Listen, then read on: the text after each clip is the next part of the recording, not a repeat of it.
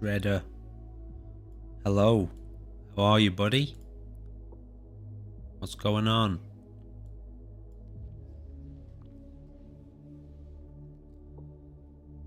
Thanks, man. How are you? How's the vibration? Strong but manageable, I hope.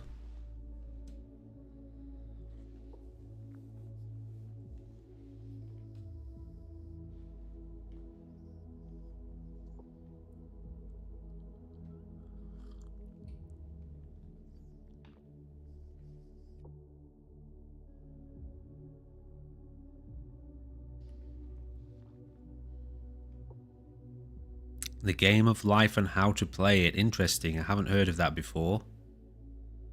You trust the divine plan. Interesting.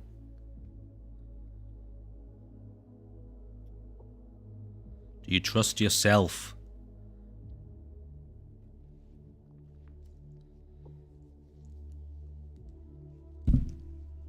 Because you are the divine plan. At least your little slice of it, you know. You're the one responsible.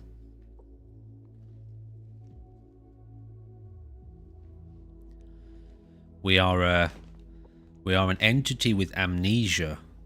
You know that? Spiritually, we forget. The reason we forget is because there is so much to remember.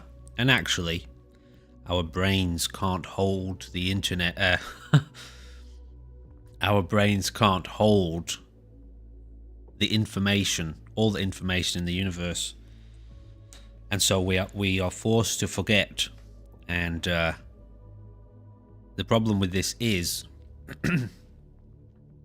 because we forget what we have done and we forget the impact that we have had in the past, when we wake up in a new life, it's possible for us to begin to imagine that there's some force out there, that's governing us and ruling us. Whereas actually, it was us. We laid the foundation. We laid down the breadcrumbs. We laid down the standing stones. That's karma, you know. So we reap the rewards of our own actions. But because we can't remember, because we suffer from amnesia from a spiritual point of view, we begin to think that there's somebody doing things to us, or that there's somebody in control of us, or that we're being punished, or that we're being treated as special by someone or something. So ultimately it comes down to us. So what that means is, and this was actually one of the core teachings of the Buddha, one of the core principles that he wanted people to understand for their benefit. Because when you know this, when you understand this one principle, you secure. There's many ways that you could word it, but you guarantee that your future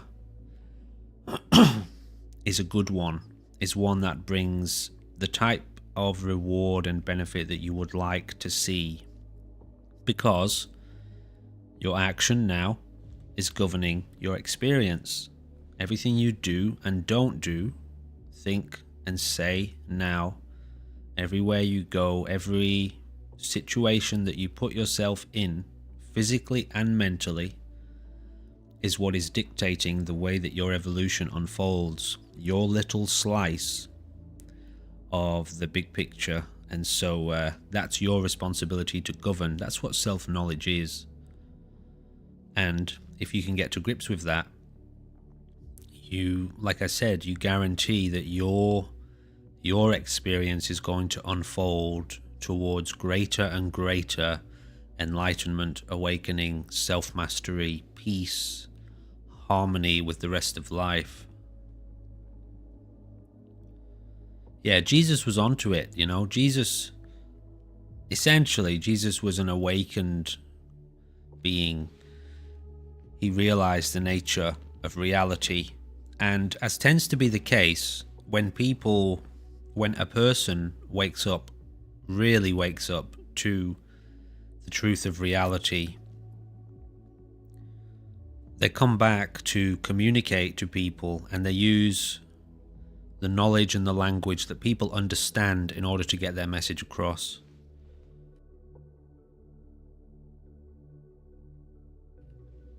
So he was onto it. Now, his teaching, and this happens with everyone, because people in general, the general population of people, tend to have a limited perception and limited understanding of what he's saying.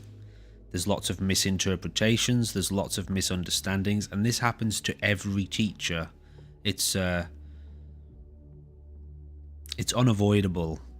And so lots of the teachings and lots of the messages that were passed along get corrupted, unfortunately, misunderstood. They're just corrupted through misunderstanding. The subconscious mind and the superconscious, and uses a lot of quotes. So what are you learning? What's the key point?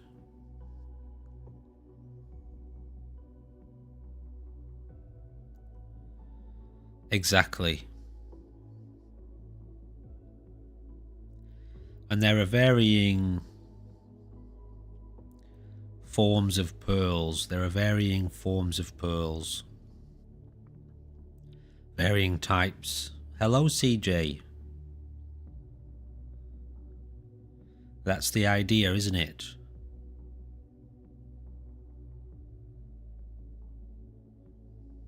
Maintain that openness and that connection. How are you?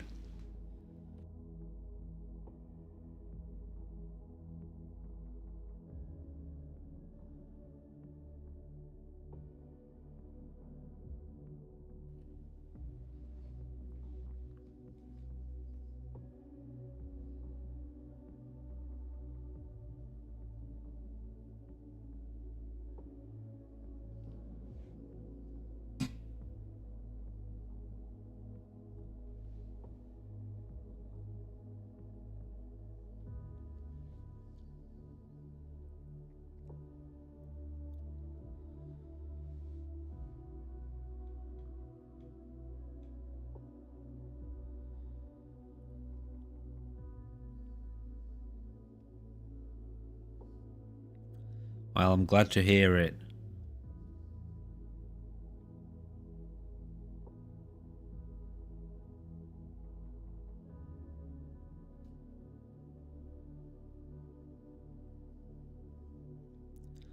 Mr. Ryan, how's it going? No, that's okay, CJ. You know the thing, right? There's so much to talk about. There's so much you could talk about that you shouldn't talk about everything. Because if you try to talk about everything, well, you never stop talking. Because there's so much to talk about. So, at least for the most part, it's wise to tune in to people to see where they're at.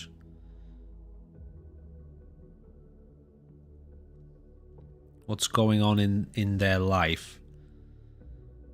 Specifically, if they're having particular problems, to focus on those, address those, if possible, help alleviate concern.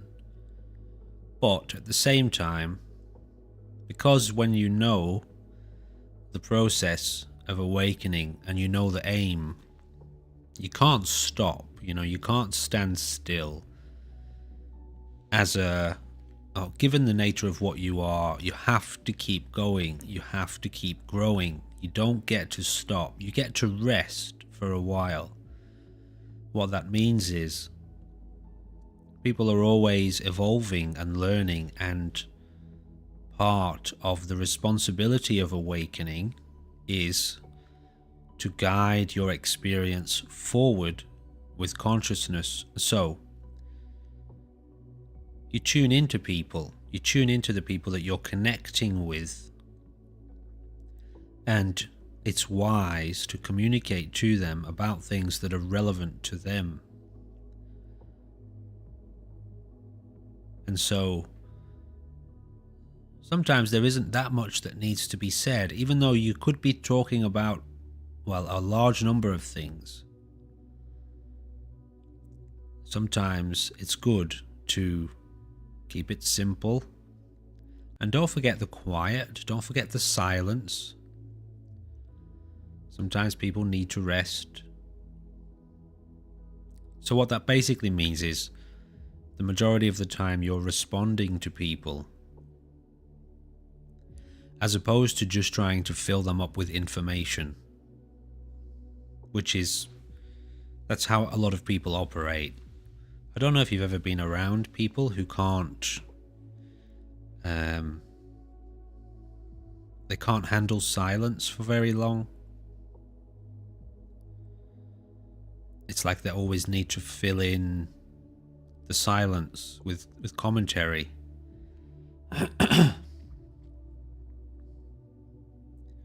Well, it's important to establish an example that isn't like that, to help people know that it's okay to be quiet, to rest, to absorb the stillness of the present moment as well. So, I didn't stop on your account. Or maybe I did. Ah, true, yeah, I remember that video. Shredder, I've seen that. The awkward silence. I know, right, yeah, so... You know, when you're deeply, deeply in love with someone, and you've been with them for a long time, not even necessarily a long time, but when you're really comfortable with someone, the silence outweighs the noise. The silence outranks the noise. Because you're so comfortable, so people call it the awkward silence because they are uncomfortable. Silence isn't awkward, it's the very opposite. But if you're uncomfortable, you will be awkward during the silence.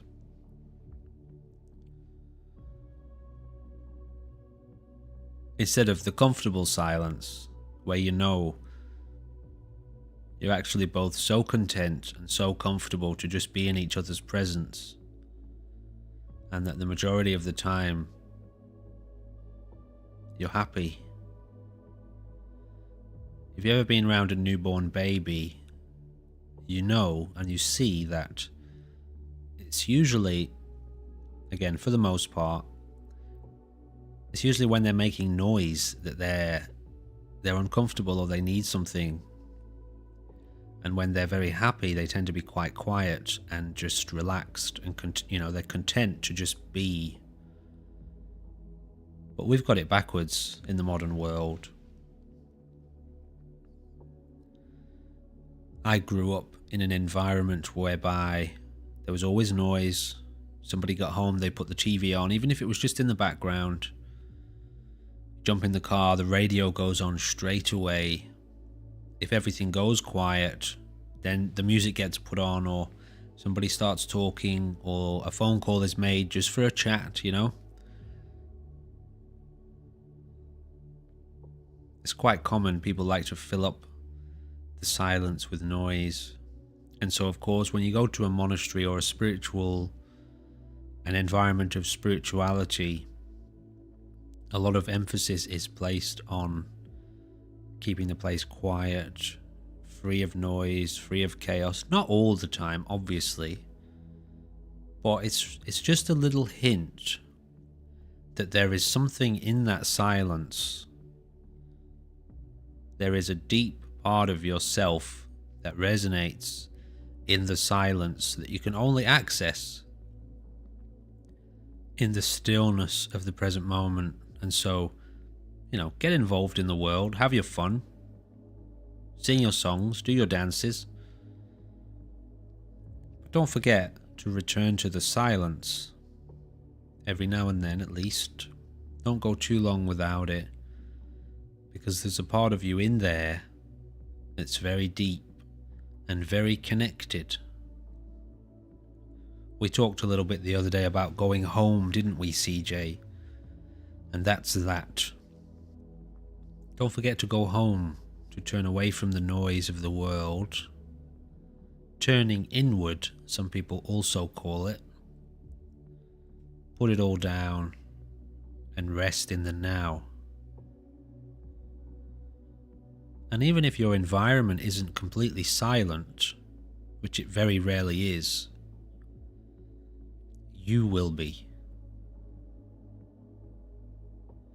Honestly, that's what meditation is, you know. You become a watcher of the present moment so deeply, for such an extended period of time, watching the present moment without, hello Jesse, welcome back. You watch the present moment so deeply, without involving yourself or trying to interact or interrupt what's happening or influence what's happening, that these processes within you settle down and you become quiet. Hello fantasy, everyone's here today, the whole family's involved. Like a family reunion. How is everyone?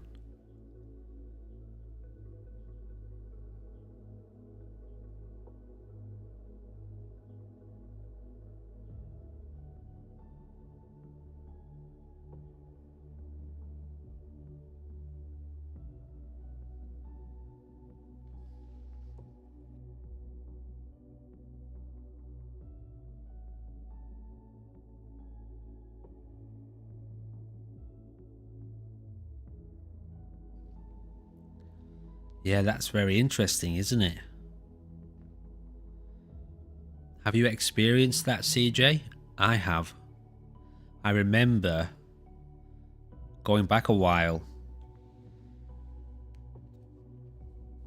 Having that realization. Once things started to flow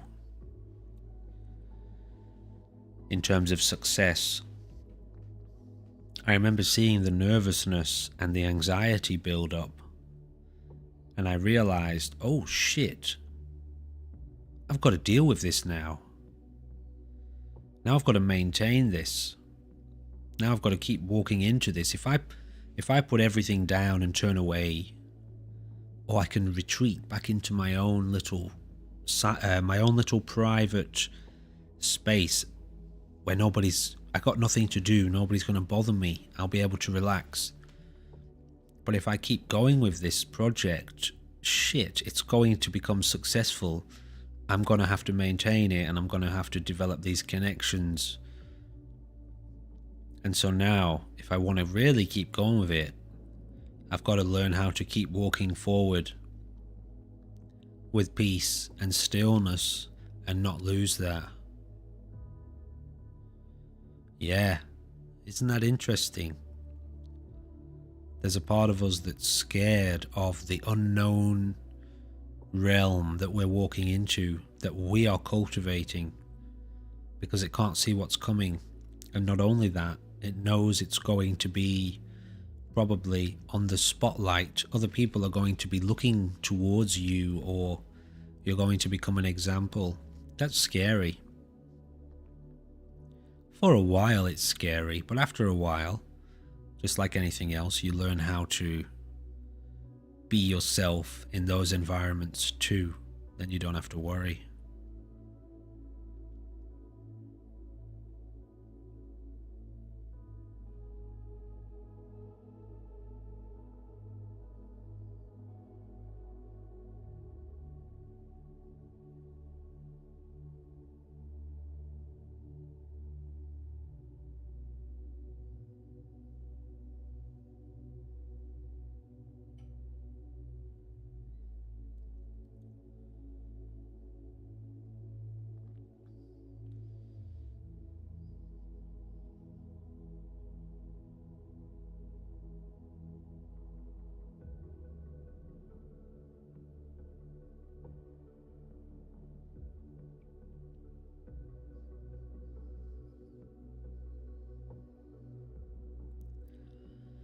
Well, this is where your self evolves.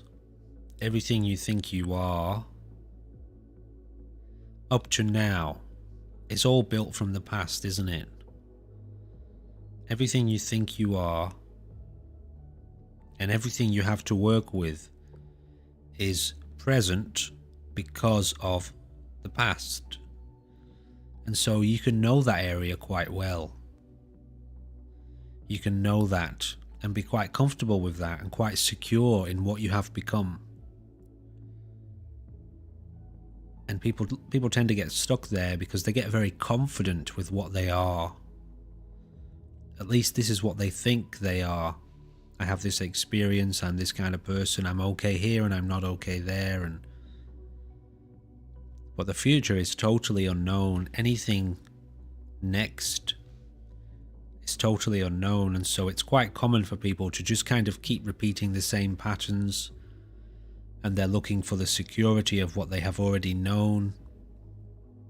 But if you allow yourself to go into those total unknowns, now everything that you think you are has to evolve and become more and grow in new ways. So when you get used to that, you have to be prepared to be, what's the word I'm looking for? Not submissive, but vulnerable. If you're hard as a rock solid, you're not adaptable, you're not vulnerable. But when you walk into a situation and you say, I have no idea what I'm doing and I have no idea how this is going to go, and I'm prepared to step into that situation and find my way into it, I have to become vulnerable. I have to allow myself to be vulnerable in order to be able to embrace the learning and the growth of that. So, some people are afraid of that.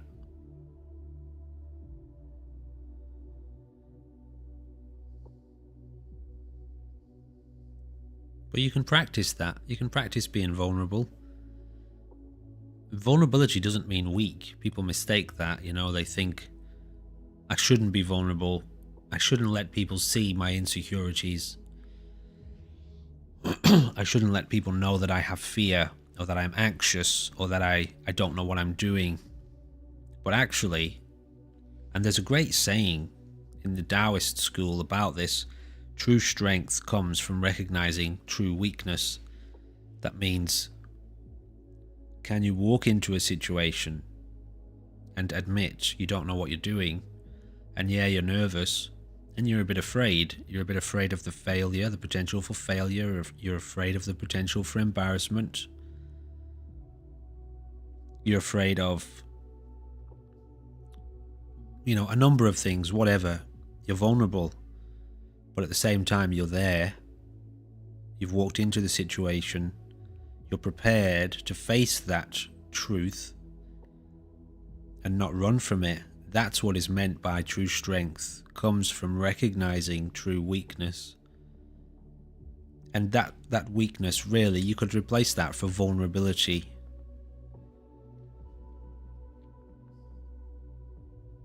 And that's how you grow. If you're afraid of that, well, you become stuck. The ego becomes too self-contained in its current form, and you don't allow yourself to move on. Then you'll find you end up coming up with lots of logical and reasonable reasons as to why you've got it all figured out, why you're great, why there's nothing wrong. And then, usually a few years later, you realize you were just keeping yourself stuck again, arguing with your own potential for growth.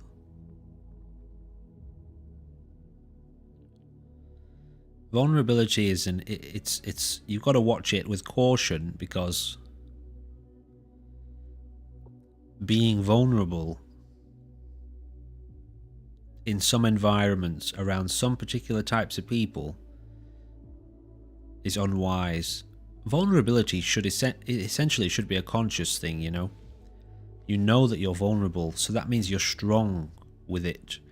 If you're vulnerable because you are afraid, and you're just scared, or you're just concerned with the potential for embarrassment or failure or whatever, in some environments you will be taken advantage of. But to be vulnerable in the right place, with security behind it, it's a bit different.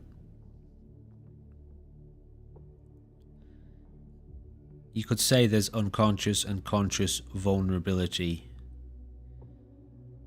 If you're really vulnerable, you can be taken advantage of. You can be abused. So you have to know that when you're vulnerable, protect yourself, be there for yourself, keep yourself safe, because you're trying to grow, you know. Just look at a plant that's been recently planted, a seed that's been recently planted. It's at, even a tree, an oak tree, it's at its most vulnerable at that time. So ideally it needs to be protected and cared for at that time, so that it can grow into its true or its developed form. So there's a timing to it all. We're talking about consciousness. Thanks, CJ.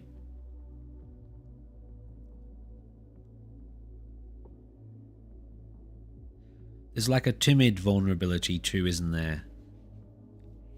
Which is usually manifests when you're emotionally unstable.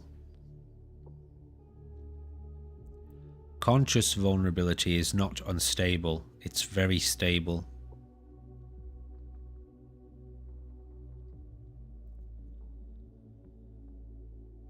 Anyway.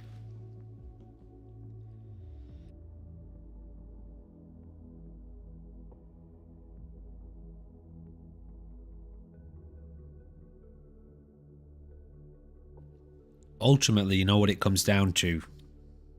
Fear of embarrassment.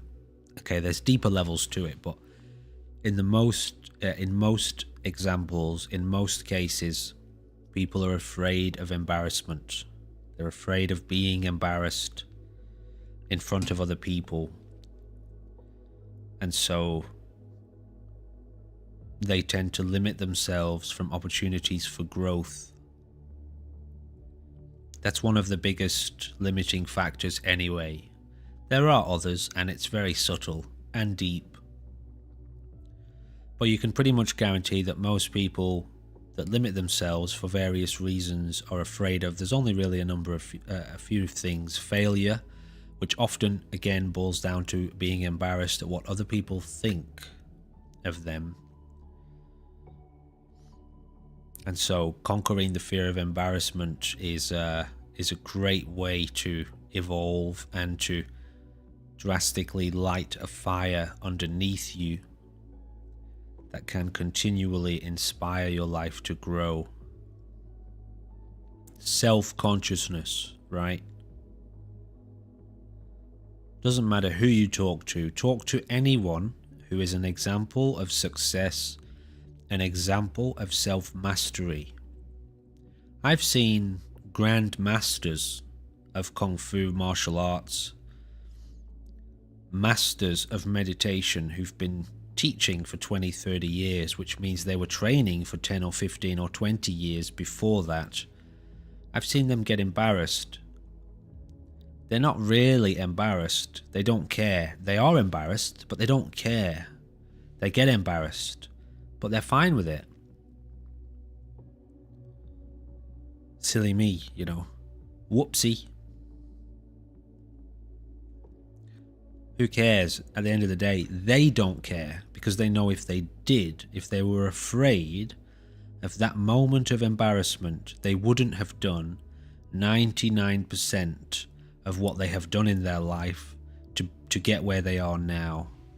And so, yeah, it's a very, very key element in terms of self-mastery and spiritual growth, is to conquer that fear. It's only the ego that gets embarrassed. And the ego isn't you, is it? What's it embarrassed of ultimately? It's afraid of what other people think. Why? Why is it afraid of what other people think? Probably because it gets propped up and held up by other people's views and opinions. And so when other people's views and opinions of it are negative, it crumbles, it falls apart. It can't stand up, it can't keep going. So how do you remedy that? You can't make everybody like you all the time. We all know what it's like being a people pleaser. That sucks. And how fragile you are, how unstable you become when you become a people pleaser, because you're constantly chasing other people's approval and you're constantly checking in with other people to make sure you're okay, which is, without going too deep into it, that's a symptom of insanity. Imagine having to check in with other people to find out whether or not you were okay, you know? But people don't realize they're doing it, obviously. Anyway, that was a little bit of a deviation. How do you remedy that? Well, know yourself. Are you okay? Are you really okay in there? Are you doing well? Are you proud of yourself? Are you happy with your own progress? Are you holding yourself up?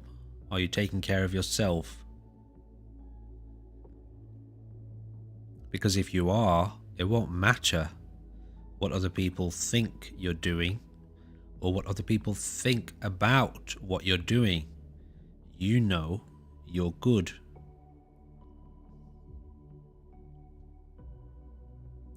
It's a great question, CJ. You've heard the old saying, right? There's nothing to fear but fear itself. What your question there, or your line of thought, is leading towards that same contemplation. What does that mean? There is nothing to fear but fear itself. Are you afraid of fear? Are you afraid of being afraid? Why? Because it's scary. What's wrong with being scared? Why do you run from that experience? Well, probably because, well, there's various levels to it, but a simple way of understanding it is when we're young, very young, as soon as we get scared, dad comes, mum comes. What's going on? What's happening? So we start to learn. Oh, when I was afraid there, my dad got scared too, and if my dad's scared, that must mean there really was something to be afraid of. And so we run from fear. There are other examples. Our imagination. We become afraid of our own imagination. Fear of death. Which isn't learned, by the way. Fear of death isn't. We don't learn that from anyone else. But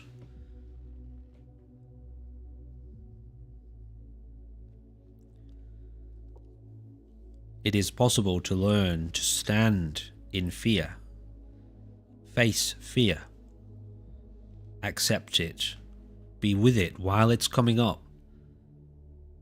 Anxiety is the same. Anxiety is another name for fear. Rising from the ashes, welcome. How are you? How goes the process of cultivation? So all of these uncomfortable feelings, you could literally boil down the path of cultivation, the process of awakening, the processes of spiritual self-mastery. You could literally boil them down to their essence in learning to face these uncomfortable feelings and in learning to be present with things like anxiety and fear and discomfort and distress. and frustration and all of them. Be present with them. Stop running from them. Get to know them.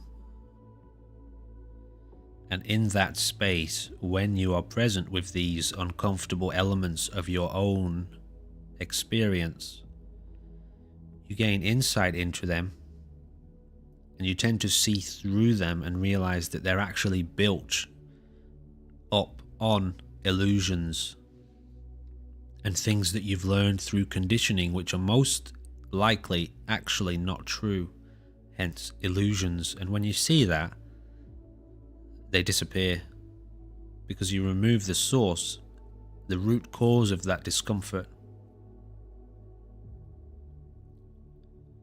I see, no problem. Feel free to do what you need to do.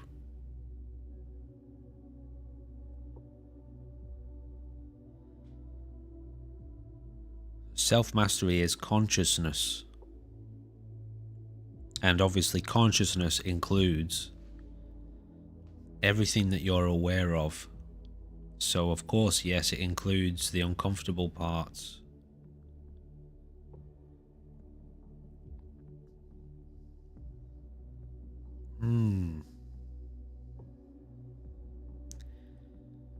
Is it self-imposed fear and shame? Are you doing that to yourself? Are you doing that on purpose?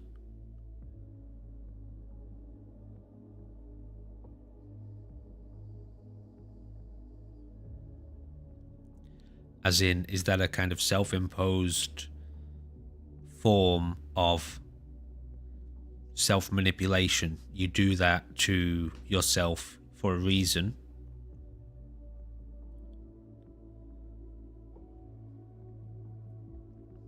The reason I ask that is because it's fundamentally not on purpose. Okay, I see. All right.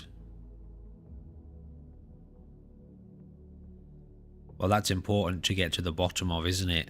Anything that's subconscious needs to become conscious. That's literally what self-mastery means, okay? So the objective of self-mastery is realized when everything that was unconscious becomes conscious. Everything. There is no subconscious anymore, because you're now conscious of everything that was subconscious. That's literally the definition of what to realize the aim of mastery.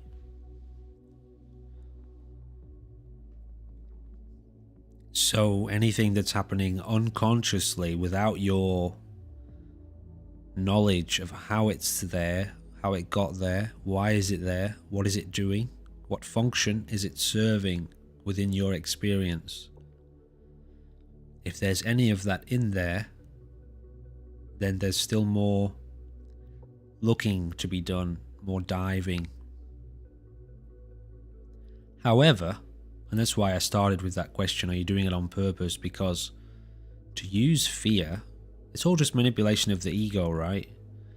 To use fear and shame to keep yourself, your ego, under control, there's nothing wrong with that. There are other ways to do it, but some egos, mine included, specifically resonate with elements of fear and shame.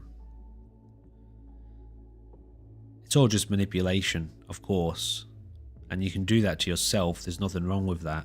You can do that to others too. If other people, if you see that they resonate with those specific strategies of influence, and of course only if they resonate with it and they kind of ask for it, you'd be surprised the amount of times that conjuring shame for a person in the middle of a conversation where they're trying to cultivate growth and gain greater insight, and you can see, and they know that they keep going off track, and you can see that they keep going off track.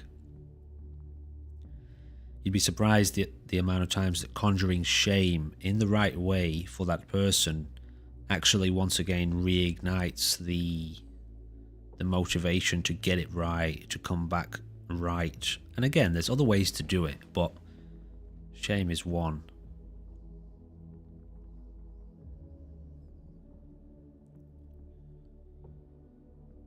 Right.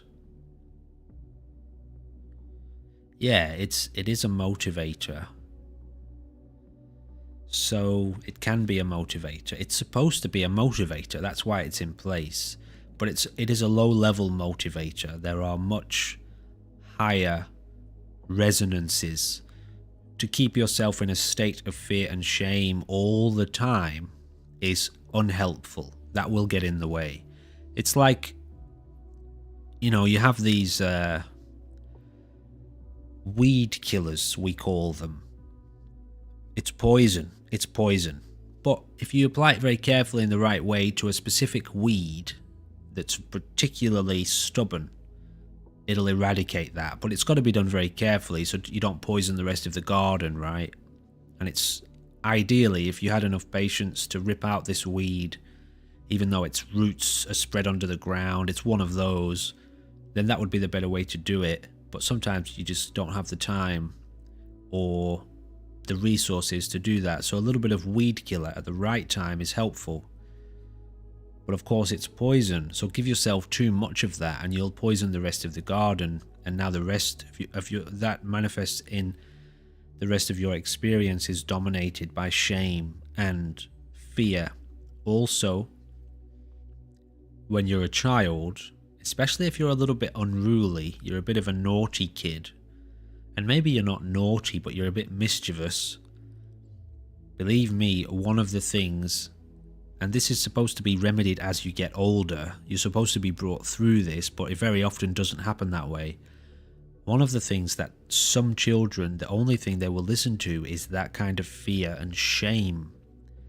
So when a parent imposes that upon the child, an element of fear, if you keep going this way, you're going to end up getting in trouble.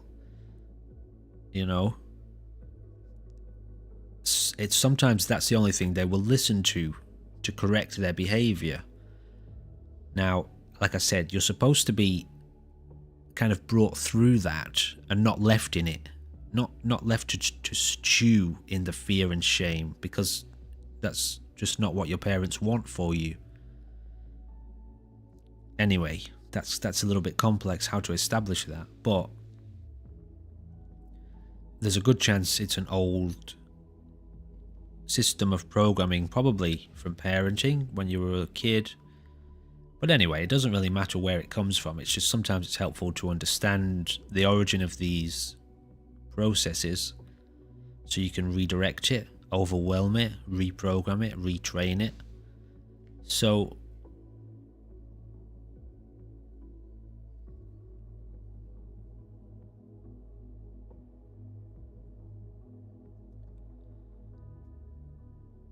welcome it, CJ.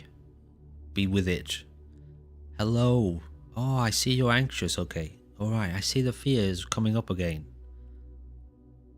Come. I'll sit with you. Let's be together. Sit with the feeling. Oh, I see you're getting anxious again because that person is here again. Or the situation is happening in a way that you feel uncomfortable. Alright, well, here's what we're going to do. We're just going to sit here in this feeling. I'm going to be here with you. And you, as the master in this situation, the anxiety doesn't know what it's doing. It's just an automatic response, so to speak. The ego is just going along in the best way that it knows how. Unfortunately, it's run into an issue, like a little child. So you step into that situation. Come here, I'll give you a hug. You're not telling it you shouldn't be there, go away, it's horrible, I don't like it, get away from me, which is what most people do, and then the anxiety freaks out even more, because now it's not being cared for as well, so now it's really, really afraid. You're casting it out, you're trying to exile this feeling that exists within you, which is impossible. Get out of me, this feeling. Why? Anyway, can you smile at your anxiety? Hey, come sit down. I'm here with you. I'm just going to hang out with you here for a few minutes. It's okay. I've got you. You'll see it will dissolve. It will settle. Because Alright, you're in a situation, you're observing things that are making you nervous, you're seeing that person again, or the situation is happening in a way that's making you anxious, so your attention is on that situation. Yes, CJ, that's it. That's one way of looking at it anyway. That's one model that's built around this. So your attention is on that situation, and so the anxiety is building up. It's an anxiety-inducing situation. So when the anxiety has arisen within you, you take your attention off of that and come to the feeling of anxiety itself. Now your attention has gone internal, you've redirected your intention. You're now sitting inside the body with the feeling of discomfort. And there's nothing to be anxious about in there. Don't get anxious about the anxiety, because that would obviously continue to feed the anxiety. Sit with the anxiety, the feeling inside you, this pressure or pain or nervousness. Remember to relax the body. If there's tension, alright, it's okay. I'm here, I've got you, don't worry, it's fine. You send a child out into the world, it's going to get concerned, worried, frustrated, anxious. That's going to happen. It's a child, it's still learning. It can't control the situation that it's in. Often it's around other people that are maybe they're aggressive. Alright, the child gets nervous in those situations. It's not very experienced, so it's going to get anxious. So when it comes home, mentally, that means when you bring your attention back inside, it's like a different dimension. Let all of that go wherever it was, keep that away, and bring it home into peace and contentment and comfort, and the anxiety settles. Just like a child that's had a bad day at school, it's been bullied at school or whatever, there was a problem arising in the day and it's come home upset. Come here, let's have something to eat. What do you want to do? You want to play a game? Come, sit down. If the child wants to tell you about it, fine, but if not, within 20 minutes, the child's face is happy again. He's forgotten all of that concern. Now you know, okay, he's going to have to go back into that environment, set it up in a training format so that they can get exposed to it. And after a while, exposing yourself in this way to those environments, you'll figure out how to not become anxious or not become as anxious as you were. So there's a process to it. But yes, you bring it home and be with it. And what that means is you just bring your attention back inside, be with the feeling. This anxiety has arisen inside me. I can feel it. It's right here. But I'm not adding to the anxiety. I'm not telling it shouldn't be there. I'm not wishing it wasn't there. I'm just hanging out with it.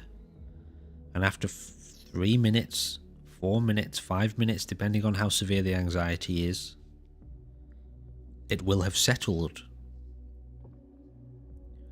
The child within is another model, another way of understanding it, or at least thinking about it. Shame and fear specifically. It's important to get to grips with what is it you feel ashamed of. What is it specifically that you feel fear of? What is the root? Anxiety. I feel ashamed when I'm not achieving things. Why? Because I think I'm supposed to be achieving things in life. What does that mean? Well, I remember being called lazy a lot whenever I was in my room doing my own thing, or whenever I was just relaxing. I would get called lazy a lot by my mum or my dad or my uncle or my whoever, my boss. And I believe that, you know, like, so that specific problem, you're afraid of not achieving all the time, so now you can't sit still and you feel guilty. So that one specific issue, can you train yourself to be totally okay with doing nothing? Now, there's one easy way to manipulate yourself into doing that. If you're afraid of, if you make yourself feel ashamed whenever you're not achieving things, all right, well, here's what you're going to do. I'm going to give you the task of learning to sit still and do nothing. If you can achieve that goal, I'll be very proud of you. Obviously, that's just a simple reframe. But the reason I bring up that example is because, well, that's actually quite a common problem a lot of people have. They're afraid to sit still because, well, they were programmed that sitting still is laziness and that life is about achievements all the time. Anyway, to address shame, to understand that it originates most often in childhood is important, but to also understand what specifically are you ashamed of or afraid of.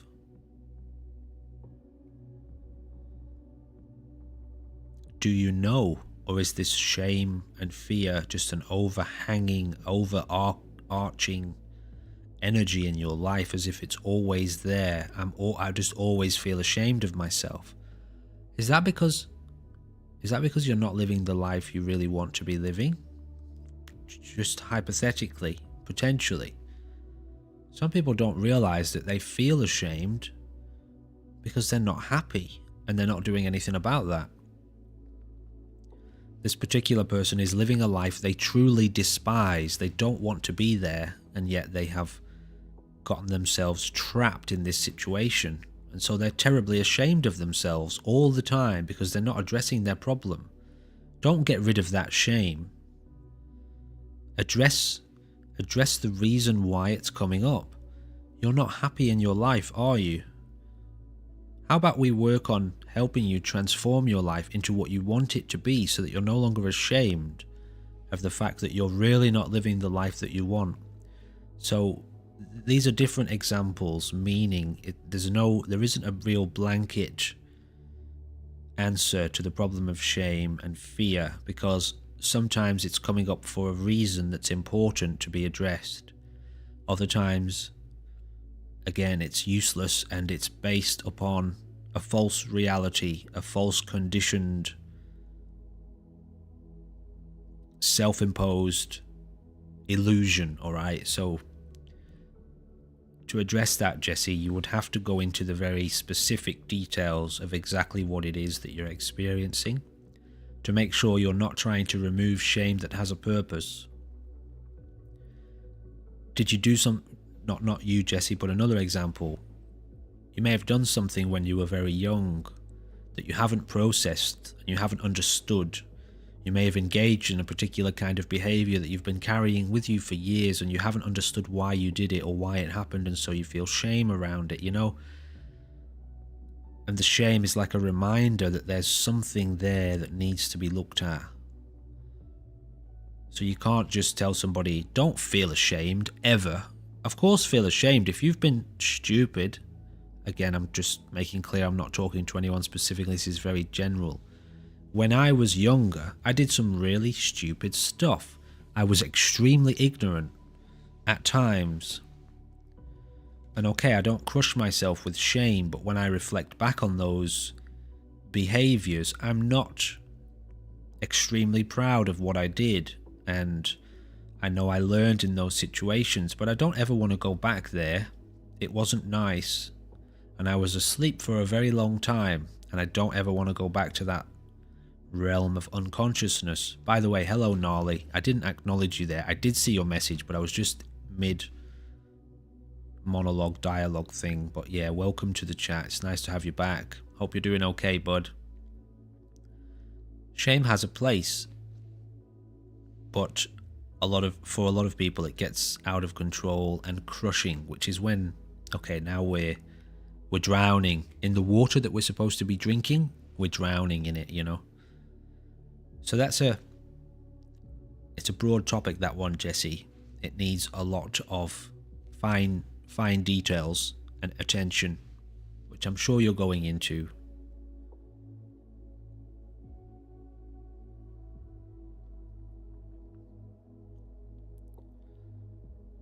Right, Gnarly, so open your heart, open your door. Make your home welcoming.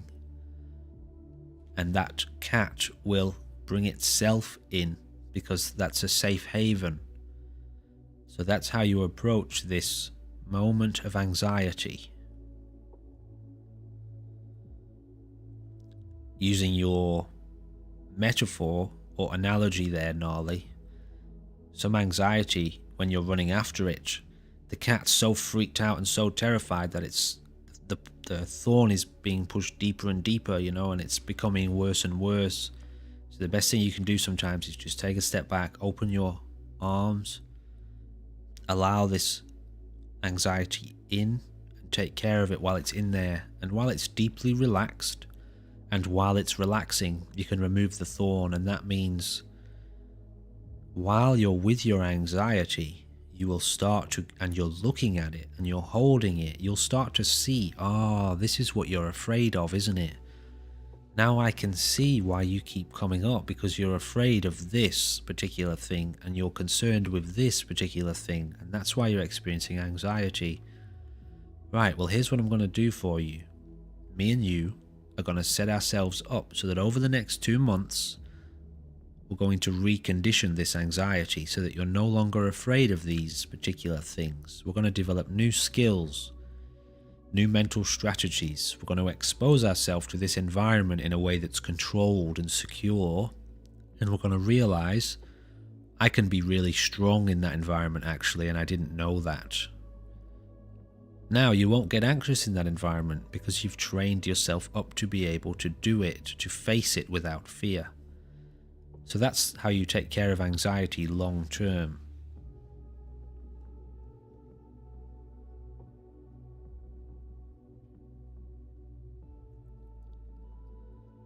Right, so it's self-image, self-perception,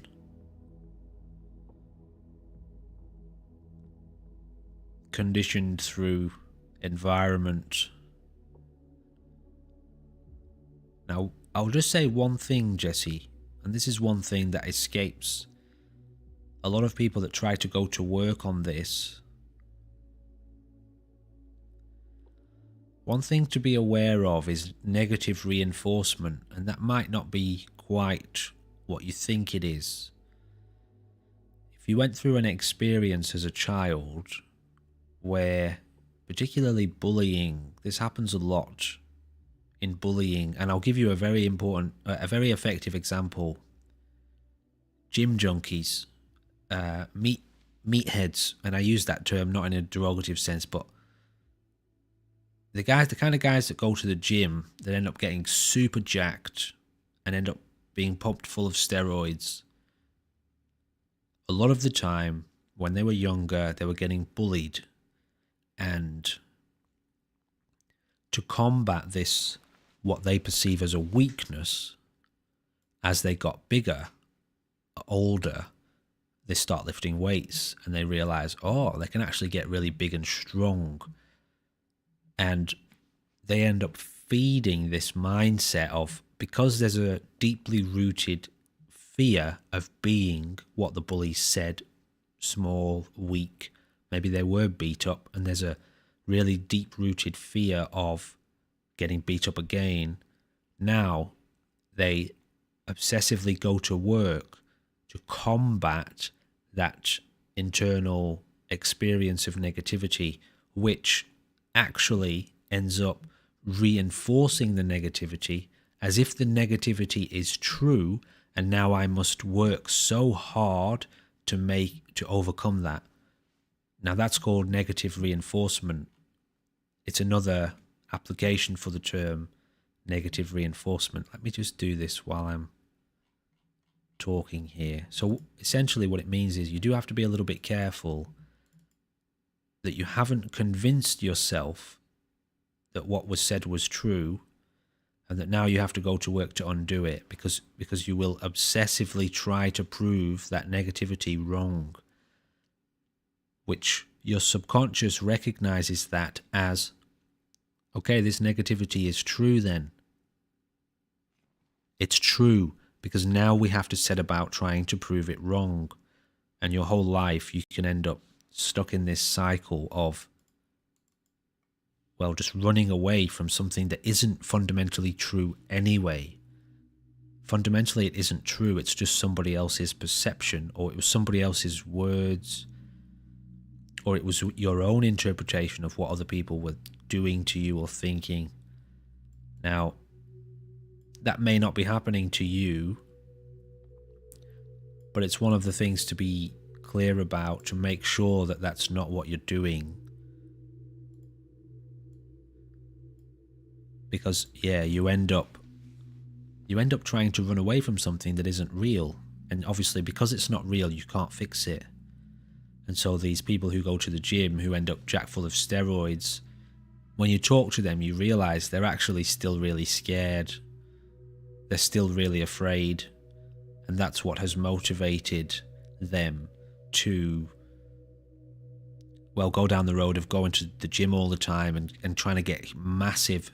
And they're, when you go out with them, they're very self-conscious. If you were to go out to the nightclubs or something or whatever, you're going out on the town, you would realize they're actually really self-conscious, and they're quite paranoid, and they're quite afraid, because they've spent their whole life trying to prove this thing wrong, and they've become obsessively afraid of it, of the fact that it might be right. But the reality is, it wasn't true to begin with, So, I only bring that up because it's important. It's important to make sure that's not what we're doing, because in this example with the gym junkies, they haven't addressed the problem. They've gone to the gym, they've tried to make themselves the biggest, toughest, meanest guy around. And yet, deep down, they're still really terrified. And their whole life is trying to, not look at that thing now, And so you'll end up negatively reinforcing what you're supposed to be overcoming, right? And that's another trick of the ego, in the sense that it's like a blind spot within the ego. It thinks that going to the gym and lifting the weights is the answer, but it hasn't looked deep enough. Or the person hasn't looked deep enough to see through that fear of the ego. Why does it believe what they say? Why does your ego believe their opinion of you? All right, let's go down that road.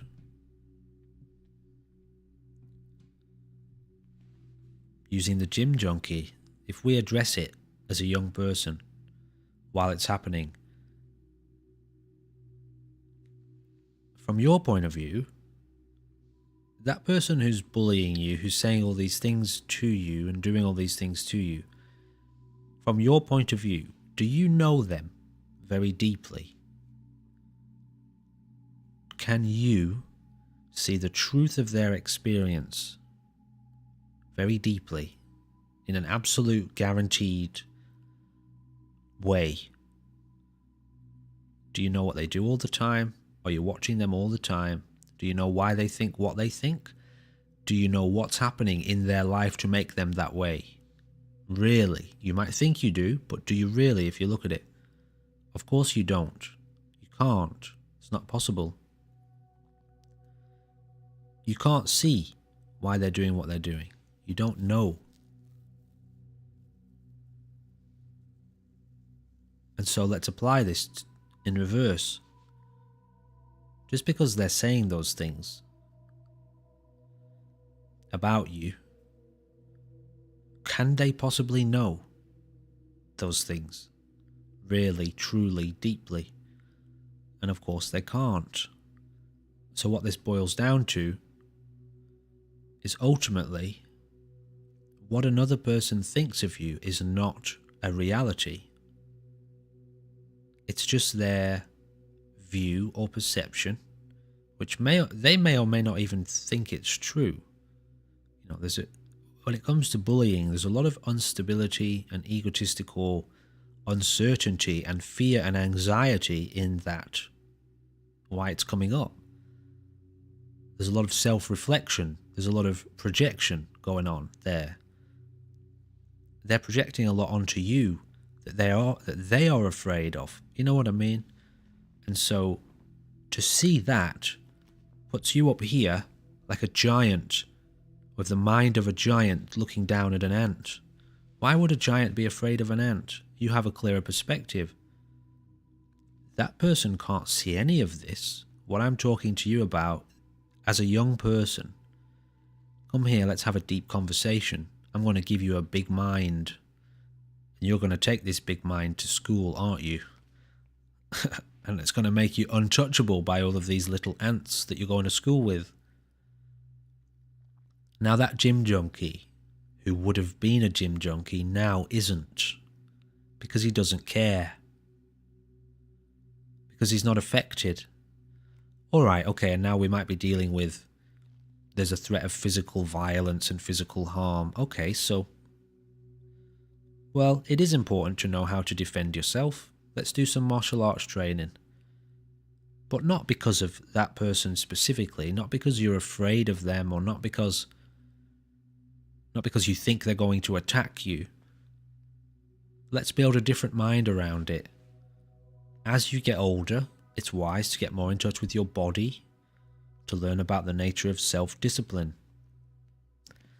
And so that's going to be your reasoning for getting into this. A side effect is, of course, you'll learn how to defend yourself in a situation where you're being confronted with the threat of physical violence.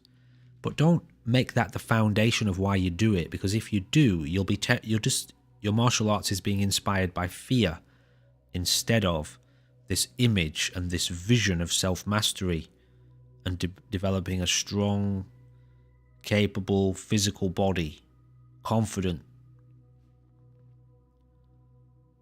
You know, so the mind that's inspiring and building up the reasons for doing what we do is paramount, because that's the builder, you know, the builder of our mansion, the landscaper, the great designer, the grand designer. That's the mind. So if these environments, you see this all the time in the martial arts world, you know, if you ever go to a martial arts class or you run a martial arts class, you can see who is there for self-mastery and who is there because they're afraid, who is there because they're afraid of being attacked. You can see who's there for genuine, positive, spiritual, or whatever, self-discipline related reasons. They're in the spirit of the practice, we say. And then you can see the people who are there because it's cool, or because, well, that's a different one, or the people who are afraid. Their training takes a very different shape. Now, if you're a good teacher, you'll recognize, okay, this person's here for the reasons of self-defense. They're probably in danger, or they feel like they're in danger. So you'll take care of that part of them while also bringing them over, gently influencing them towards, have you heard of the spirit of martial arts? Do you know what that is? I know you're here because you're afraid and you're trying to get away from that fear, or you're trying to address it. But do you know that if you tapped into the spirit of martial arts, that you wouldn't feel fear in those situations? And of course, they've never heard of that before, and so their mind now expands into asking questions. Ideally, it does. It doesn't always, obviously.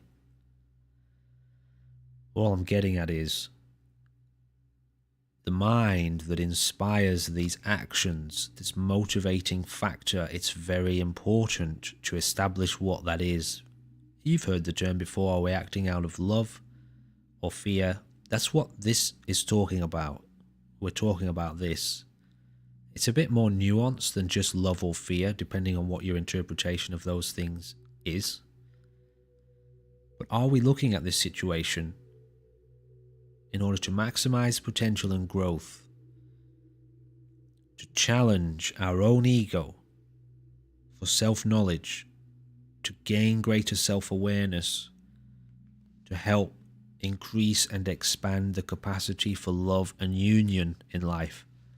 Or are we doing it because we're afraid of dying? Believe me, I know people who are Let's call them warriors for the environment. That's what they think they are. All of it's motivated by the fear of death. All of their action is motivated by the fear of death. And unfortunately, because of that, it's quite difficult to be around them. No worries, CJ. See you around, okay? If you're going to hover around in the background, maybe I'll see you later, but if not, I'll see you next time round. Remember your center. And be at home with your anxiety if it comes up. Welcome it. Be with it, you know. So, and I can kind of round out this part of the talk, I think. To do these behaviors and actions out of love, genuine love, is truly and tremendously freeing. And with that comes an incredible relaxation and confidence and surrender, allowing. On the opposite side, to do these things out of fear and anxiety is very restricting and very crippling, limiting, and it's not particularly positive, and it can be quite aggressive as well. It can be aggressive on us, it can be aggressive in our lives, we can become like a control freak.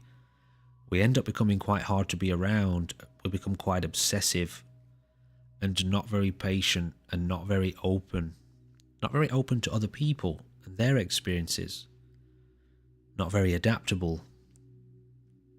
You know, we become quite confined. And so to get clear on what's the mind that's inspiring these insights or these journeys that we're taking ourselves on in the world of self-mastery, I'm going down this road of looking into this problem. Why? Are you afraid of something? Are you trying to get away from something? Are you trying to hide from something? Or are you dealing with this old conditioning that was inspired by fear? Because it's important to look into that. If fear is the origin of this, what are you afraid of really deeply? Because you can, if that fear is your origin, a fear that was conditioned into you as a child, and now the thing that it's made you afraid of, it's made you afraid of this potential thing happening, and so now you set about on a grand journey to make sure that thing never happens. You won't remove the fear. You're actually responding to the fear as if it's real. But if you find the origin fear and you go in and you remove that, well, now you don't need to go on a big journey to deal with what it made you afraid of, because you've gotten rid of the fear. So the fear's no longer there. You're not afraid anymore. It's fine. I'll end up on this. If you want to see what this looks like, there's a great movie called The Fountain with Hugh Jackman in it, and there's a female actress. She's great. Hugh Jackman and this woman, they're a partnership, they're a couple. She's dying. She's got cancer. I think it's a brain tumour. By the way, this movie is about spiritual enlightenment. Hugh Jackman is a scientist. He's doing research on the cure for cancer. He's this close. He's terrified of his wife dying. He's living in the ego, terrified of death, wants to live forever. His whole motivation for doing what he does is he sees death as a disease, wants to cure it. He's terrified of losing his wife. And so his experience is tremendously anxious. And you see it in the movie, it's very well portrayed. She, on the other hand, who's dying, is looking into what it means to die. She's accepting of it. She's the one dying. She's at peace. She's dying. She knows she can't get away from that fact. And she surrenders to the experience of dying, and it's wonderful for her. Whereas him, who's trying his hardest to run away from the truth, exists in total anxiety and stress. And what's funnily enough, this isn't really relevant, but it's an inspirer of science. It's an inspiration of science, this fear and anxiety. And you see it in the movie, and it's also true in real life. Science and developments in science and technology is inspired so often from people's anxieties and fears, which tells you something about science from the spiritual perspective, or it tells you something to be kind of cautious about when it comes to these developments. But that's a bit of a side note. So, The Fountain with Hugh Jackman. It's just to give you an example of what it looks like when somebody's living in fear and another person is living in love.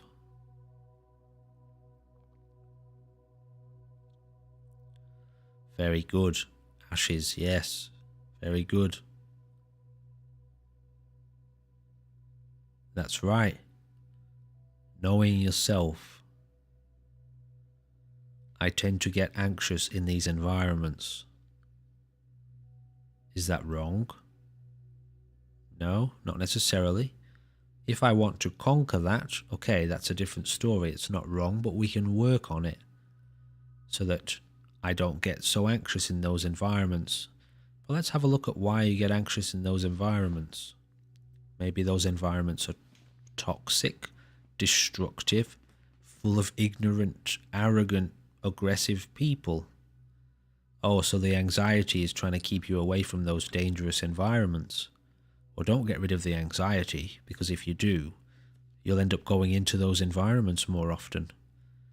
How about we look at this anxiety and realize deep down you're being called to stop going into those toxic, destructive, potentially dangerous environments, and you're not listening to that. That's why you feel anxious. And so you stop going there. Now the anxiety stops. This is why it's paramount in all of this self-inquiry. It's paramount to get to the root cause, the root mind, the root seed of what is inspiring this feeling, whatever it is. Because if it's contained in the ego, then there's if it's contained in the ego, that will require a specific approach. But if this discomfort is coming up from a place that isn't the ego, and it's a spiritual issue that you've got, the approach of the ego will actually make the situation worse, and vice versa. If it's a spiritual problem that's coming up, hello, Jim, how's it going? Welcome to the stream, buddy. First time here, I think, isn't it? Or possibly first time chatting. So it's important to get to this root mind around what's inspiring this problem. Because again, if it's a spiritual problem, the ego's going to find it hard to even see that. And the ego may come up with strategies and attempts to fix it, but because it can't see the real reason why it's happening, it will actually make it worse. And then you'll end up very confused because you're trying all this stuff, but you're not fixing the problem. It still seems to be there. And so we have to learn to step into the spirit of our experience and look at these problems from a spiritual perspective. At the same time, sometimes these anxieties and discomforts come up within the journey of growth. And so it's important to actually expose yourself to those problems so that you can break through your ego and gain greater insight into your psychology and allow your psychology to expand and evolve so you become a more rounded human being, psychologically speaking. And so it's not a really deep spiritual problem that you've got. It's actually something you're choosing to have. So don't get rid of it. You're choosing to have that anxiety because it's helping you grow. So don't get rid of it, you know? So I've gone on a huge kind of tangent there with that one, but it's why when you have this problem, the first question you have to ask yourself and the first answer you need to find is, where is it coming from? What's the origin of this? Because I might need to keep this. So I shouldn't get rid of it. But at the same time, if it's coming up unconsciously and it's a limitation, okay, then we've got to work out how to get through it. Go beyond it so you don't have it anymore. And I see it almost everywhere. Almost everywhere. You see that it's actually, unfortunately, the way that person is trying to attack this particular problem is only going to reinforce it in the long term. And this goes back to the gym junkie example. Unfortunately, the method that they've tried to use to conquer their fear of being bullied has just reinforced it, and now they're paranoid. They've grown up now. They're massive, gigantic, big beefcake of a man who's paranoid and finds it very hard to maintain close relationships with anyone, has trust issues. You know, it's evolved and spiraled. It's like a cancer that unfortunately they didn't address when they were young in the right way, and they've made it worse. And that's kind of part of the journey.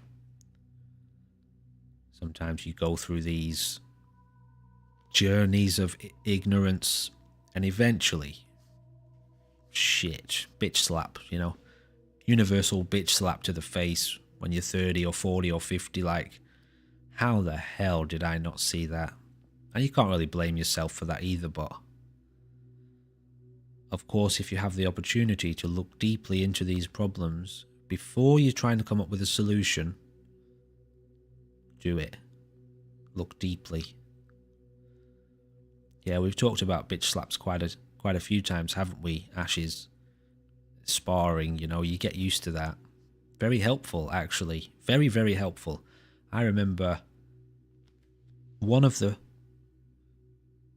core feelings that I remember from my training days, my apprenticeship days.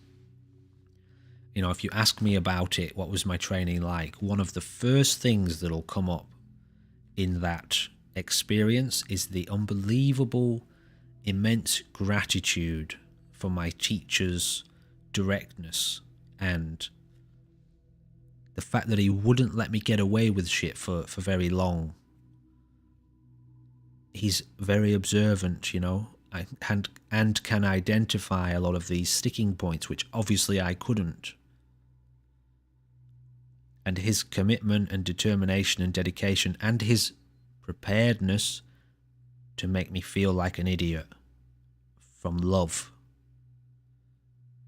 You don't know this, do you? You can't see this yet, can you? Let me help you see. The gratitude from that, because you don't find that anywhere else. Everyone else is worried about making you feel bad and don't offend anyone, don't offend anyone. Forget that. In all honesty, if you want real growth, you be prepared to be offended. You get used to that. It's your teacher's job to offend you in every possible way, to help you see your ego. How else are you going to see your ego if you're not prepared to be offended? You want me to please you all the time? Please who exactly? You want me to please your ego all the time? How's that going to help you grow? Now, if you're deeply miserable and you're depressed, all right, I'll tickle your ego for a little bit to make you laugh, to just kind of maybe reignite a little bit of fire in you. We can do that. It's just manipulation. Probably because you've been too hard on yourself, right? Okay, well let's look at the softer side of things and create a bit of balance for you. But obviously, you've got to gain insight into what this ego is, and so if you're not prepared to be uncomfortable and put on the spot, well, you just won't be able to make any progress ultimately. The great squeeze, I sometimes refer to it as the great squeeze. Here's the thing about a sponge. You've soaked up a lot, haven't you? You're a sponge. You've soaked up a lot of knowledge, but you're full, aren't you? You might not realize it, but you're full. So under the right circumstances, in the right environment, with permission, of course, I'm going to come along, I'm going to give you a little bit of a squeeze. And you'll see, actually a lot of that fluid, you can't retain it because it's egoic. You know, a lot of this stuff that you've soaked up, you think that's you. You're a sponge. You're not what you have soaked up, obviously. You're just holding on to things. So in the right way, again, under the right circumstances, with permission, teacher can come along and give you a good squeeze. Ah, I see. You're getting caught up on all of this knowledge that you've retained. Here, let me help you with that. Good squeeze. And all of a sudden, obviously, because you're a sponge, you're shedding and dropping and letting go of this and that. And then you realize how much you were being weighed down by all of that shit that you'd gathered. Ah, you don't realize you're a sponge. Okay, so over the course of usually about 5 years of regular training, we look into the nature of the sponge, as well as what can a sponge retain and what can't it retain, what's permanent and what's impermanent, what's real and what's unreal, what is reality and what is illusion. That's proper self-mastery. But it's hard. Anyway, I feel like that conversation was inspired by something somebody said. It was probably Jesse. Looking back at those last comments up there, yeah, it was. Getting to the core of what are we looking into and why? What exactly is the problem here? Is the problem a real problem? If you try to fix the ego, you're fucked. You can't fix it. It's fundamentally unreal. It's like trying to grasp at a hologram. I'm sure many of you know how holograms work. Light shines through a crystal of some sort, which generates a hologram. That's the ego. You are the light. Mind is the crystal. Ego is the hologram. So you can't go on fixing the hologram. It's an illusion, you know? Reforge the mind. Well, at least you're accepting responsibility, Jesse. It's a common problem we see in this area. People trying to fix the hologram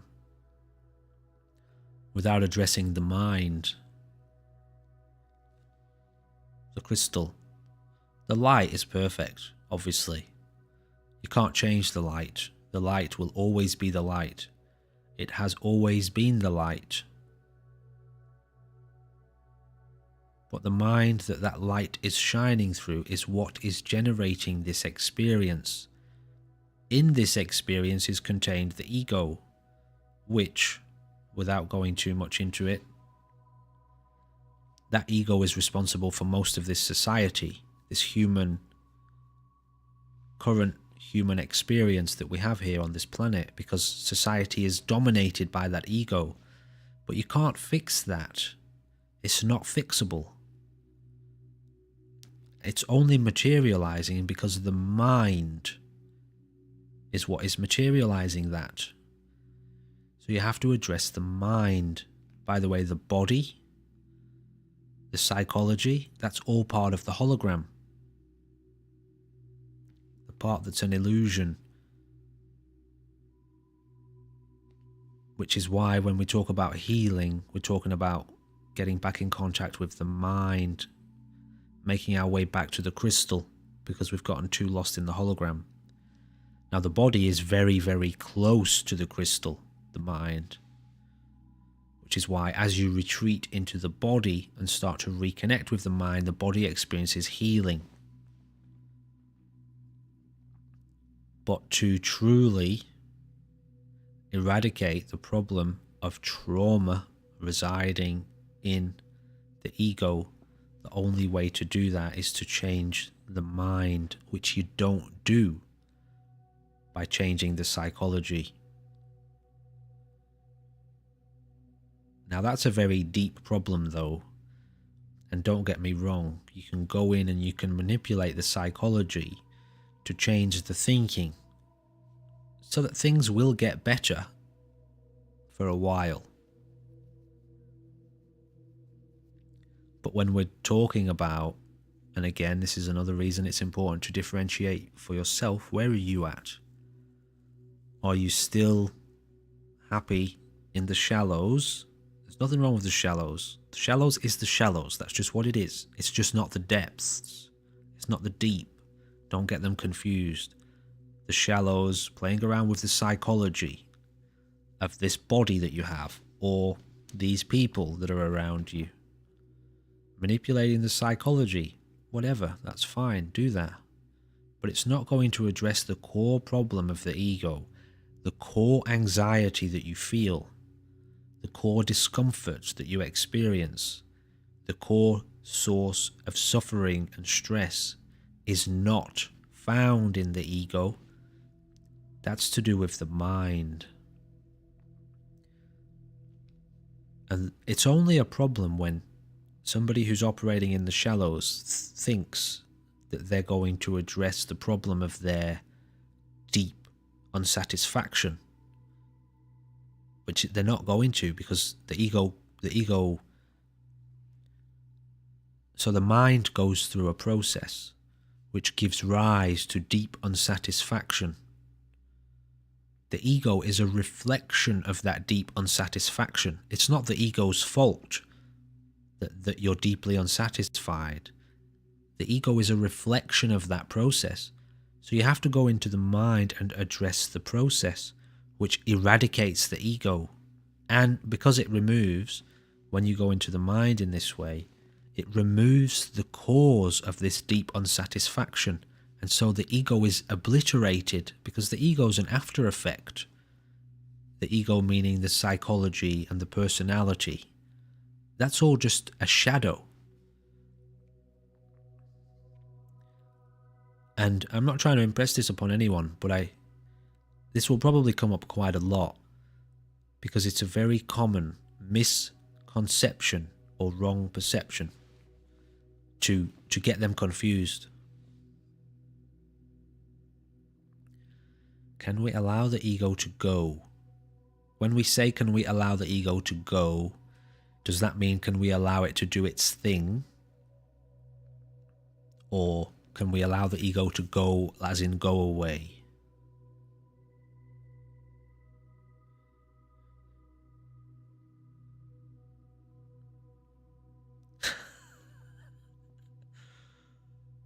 Do its thing. Okay, yes. So, yes, absolutely. That's where you get to.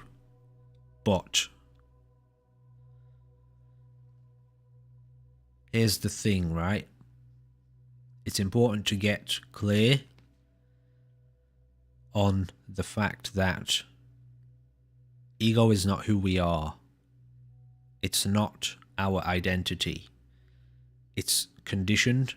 It's subject to time and space. It's limited. It is fraught with misery. It is fraught with danger. To follow it is disastrous and leads to disaster, to follow it to its culmination leads us to disaster every time. So it's very important. We have to address this within ourselves. We have to answer this for ourselves first.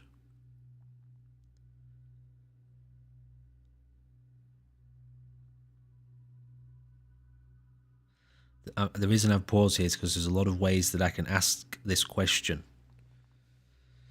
And again, this is a question we have to address for ourselves. Nobody can answer this one for us. But to answer your question, Jim, about can we allow the ego to go, as in to do its own thing? Does my ego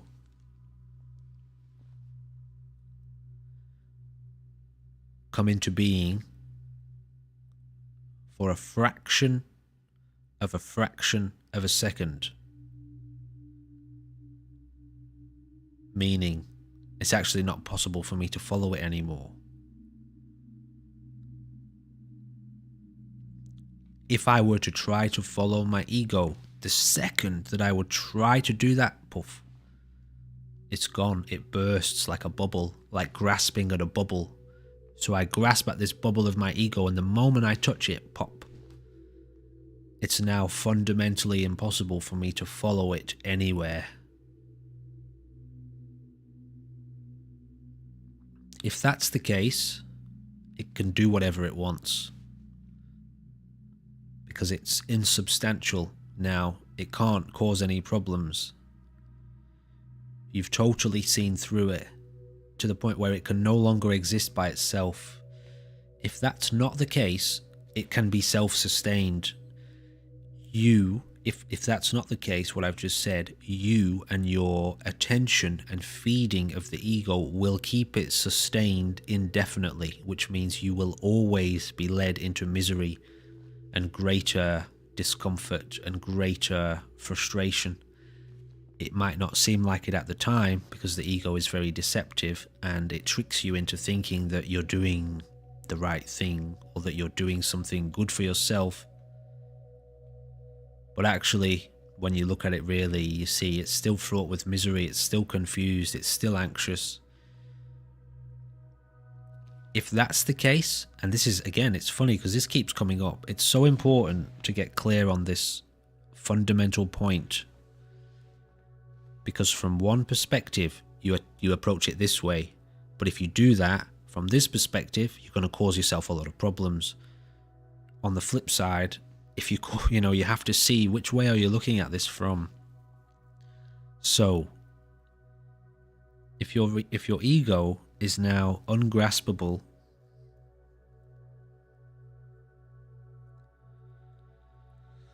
insubstantial, as in has no substance to it, not there most of the time, let it do whatever it wants, because it can't fuck you up anymore. It can't lead you astray. But if it's not that, and it still seems to be full of lots of promises and temptations and ideas, and you can't put it down, and you can't stop it, and it's still an addiction, and you haven't yet found a space within your consciousness which is always present, in which there is no ego, in which you reside all the time. Here's an important point that could possibly help somebody figure out the answer to that question. If you exist in a space whereby most of your life is pretty stressful, and occasionally it's like your head pops up above the surface of the ocean to breathe fresh air, and then all of a sudden you're plunged back into the chaos. If that's what your life is like, you're living still within the consciousness of the ego, because your life is dominated by chaos, and your connection to the spirit, meaning your peace, your true experience of peace, is fleeting and short. If that's the case, and it's just a case of self-reflection here, I look at myself, where is my life at, honestly, then you're still abiding in egoic consciousness most of the time. On the flip side of that, if it's the opposite, if most of your life is empty and silent and totally peaceful, and you are absolutely content and taken care of, totally surrendered into the absolute knowing that everything is fine, and that's most of your life, and then maybe for a small amount of time each day, or every so often, a few times a week, you tend to get a little bit caught up in an illusion somewhere here and there, or you get a little bit disturbed by something, at which point, once you've become disturbed, you go back into your process of letting go, and very soon it's gone, it's dissolved. If that's what your life is like, then you're living in, well, let's just say you're living in touch with a deeper truth, a deeper experience of reality, a more complete picture.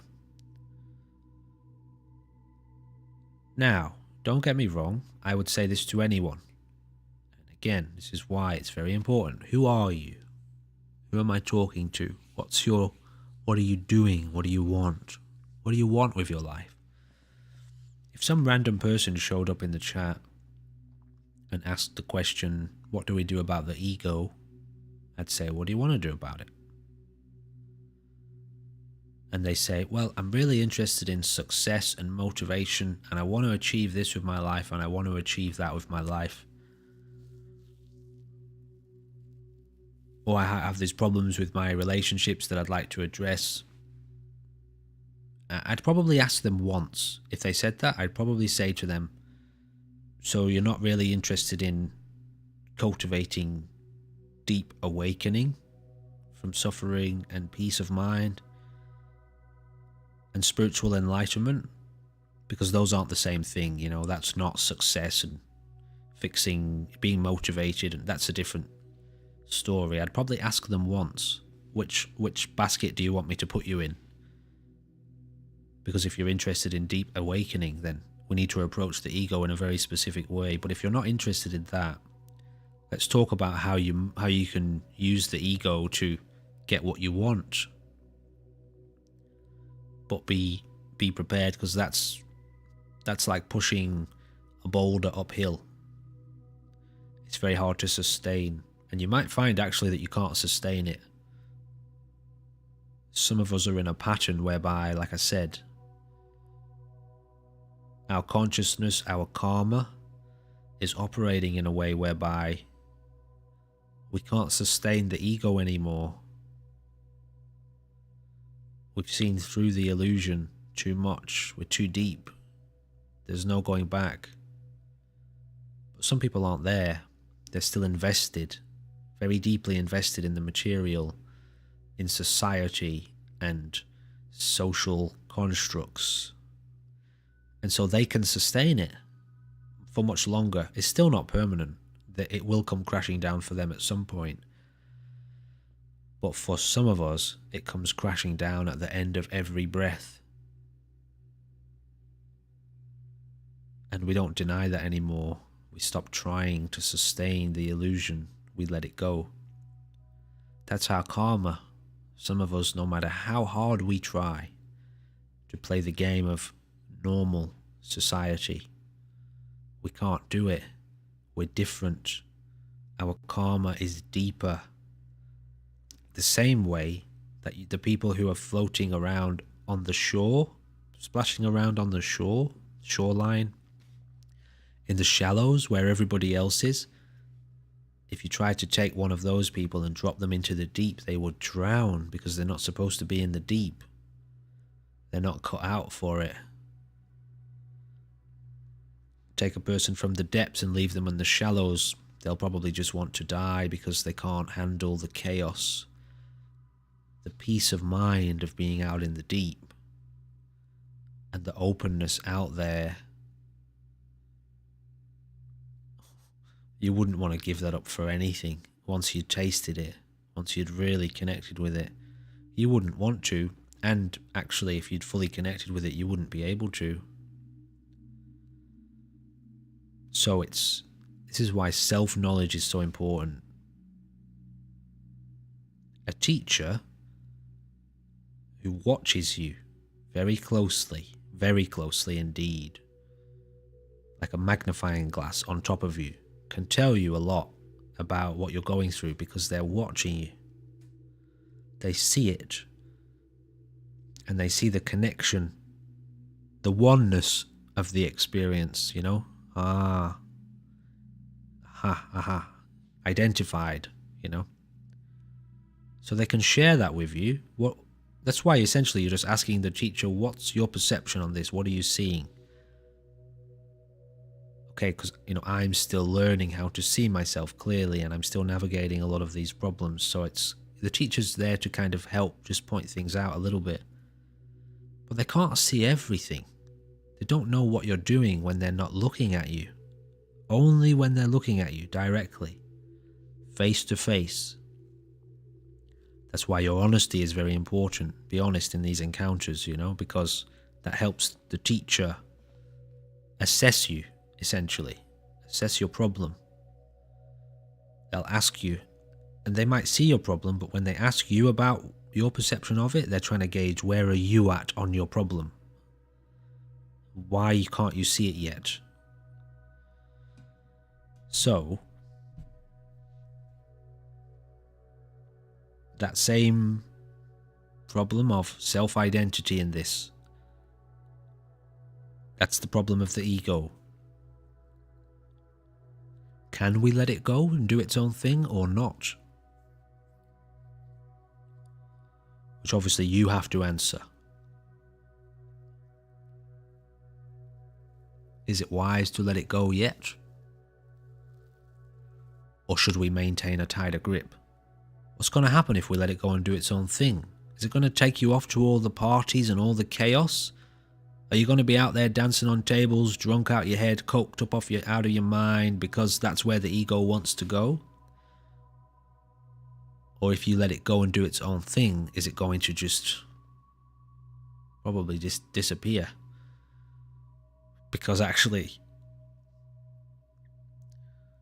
well, the energy of presence is too strong to sustain the illusion now. Or maybe, I don't know, maybe it'll take you out for a nice walk because it's been well trained.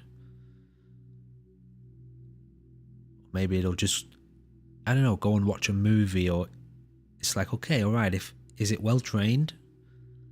Are we sustainable here? If I let you go, you're not going to go off going mental, are you? You're going to be alright? And that's how you address your own ego. Have you, what's your confidence in it? Do you trust yourself? Are you going to be okay? If you're not, it's fine, by the way. If, you know, to say, this is not a shaming experience. To say, yeah, no, I've seen it. I've seen where if I let go of my discipline, if I let my ego go, what I described there is probably where been there, done that. Out raving in nightclubs, snorting this and dropping this and chugging that. Been there, done that. Total self-destruction. No more. Which is fine, either way, anyway. That was once upon a time, in a place. Time and a place. Ego out of control, though. Don't deny that. You know, that's ego domination, that environment. Pure ego is what that is. Okay, and of course now I don't go there anymore. I'm too old for that. Spiritually too old. Discipline and disciple, absolutely. A disciple, I could go down the road of getting the official definition, but you could do that yourself, you know. But a disciple is one of discipline. A disciple is one dedicated to the discipline.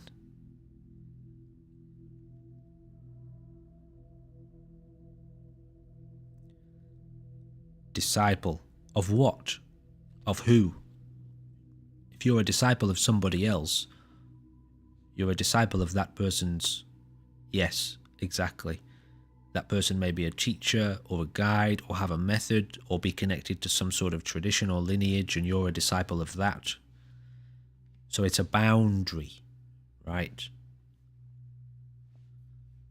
I organize myself within a boundary, a structure of discipline. Now that discipline isn't necessarily hardcore dedication to this, must do this every day at 7 a.m, must do this every day at 5 p.m. Okay, that's a kind of discipline, a disciplinarian sort of, a strict discipline.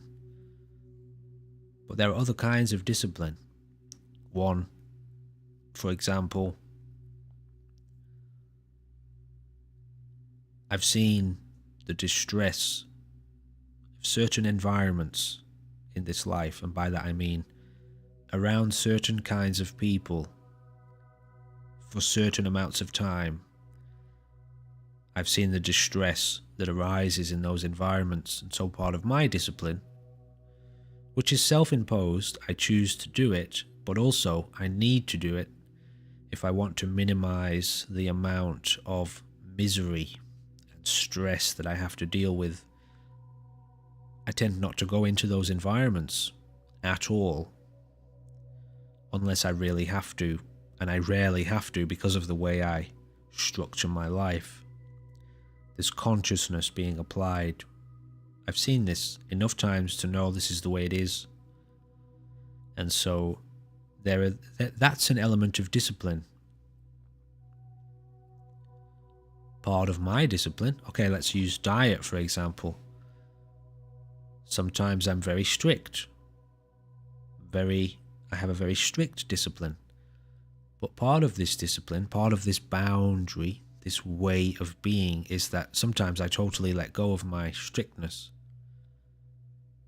And I just eat whatever I feel like. That's within my discipline. That's within my boundary. And it seems to work really well. My diet is one in which I don't find much suffering. I don't identify much of an issue around it. So maybe to somebody who has this sense of discipline being very strict all the time, and anything else is not discipline, that's not what it really means. You can be very, very relaxed within your discipline. But it's still got a boundary, it's still got structure. It's still got consciousness to it.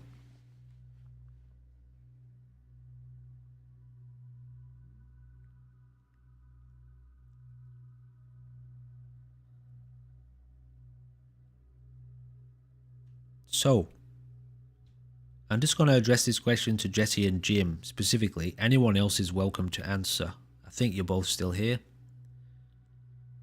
Anyone else, again, is welcome to answer. But it's just specifically to Jesse and Jim because I know you two consciously to be in the world of self-mastery, self-development, health coach, personal, that sort of thing, personal development. How do you find connecting up with this type of conversation and this kind of information? How do you find it affecting your inquiry into like your own personal development, your own fields of discipline that you've looked into? How do you find it affecting your life? Or I think you know what I'm trying to ask. How are you finding it affecting you so far? Any particular points that are coming up for you that are difficult or that are maybe very helpful?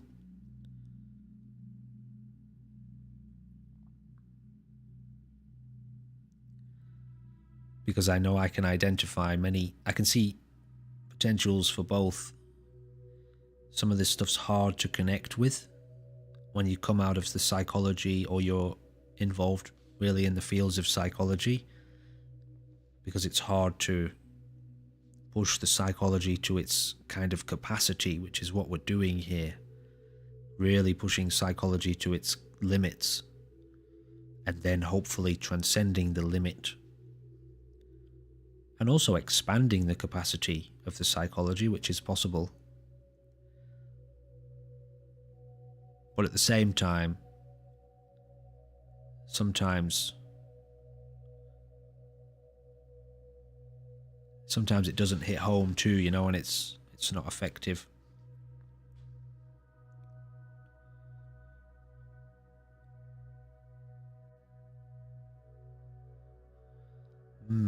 Interesting, yes. The Holy Trinity. Body, mind, spirit. Yeah, well, there's nothing wrong with that way of looking at it, actually. Because obviously you're all of that, You are the spirit of this experience. You have a physical body, and your mind is governing the way that this experience unfolds, which also influences the body. And so, yeah, there are all of those elements to look into.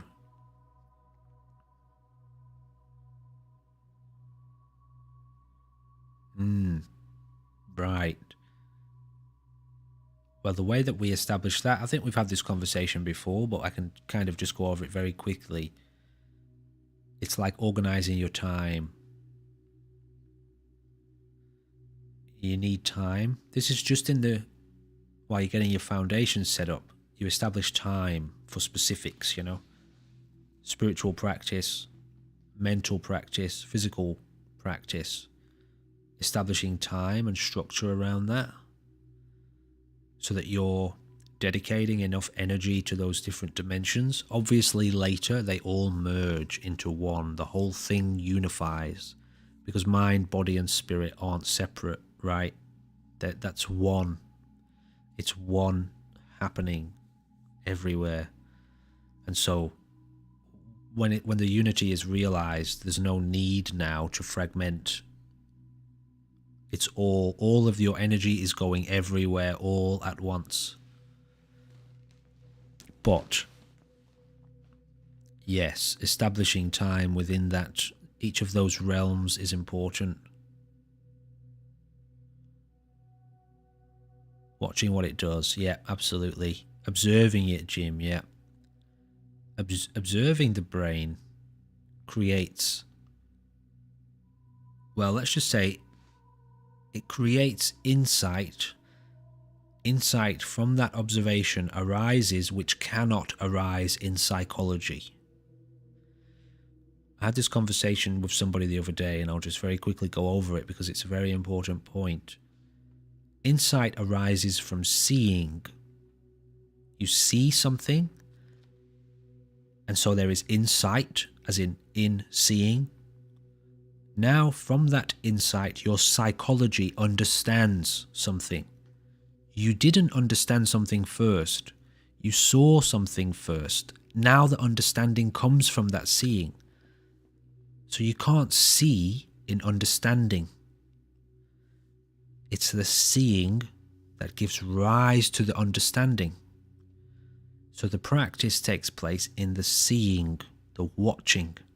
You establish yourself in the watching of the presence, and from that, immense understanding arises. The trap is to get too caught up in the understanding, thinking that there's something in there to see. But there isn't. Ultimately, that's like consuming food, which is keeping you alive and sustaining you, and then it goes through a process and it turns into a turd. And now all you're doing is looking at the turd, thinking that there's something wonderful in there to have. The magic took place in the food and the eating of the food. So the practice means establish yourself as the watcher of this moment, including psychology, body, environment. Now you're established in the mind of the present moment. That's where the realization happens. And from there, incredible understanding will develop. But anyway, that was just a quick rundown.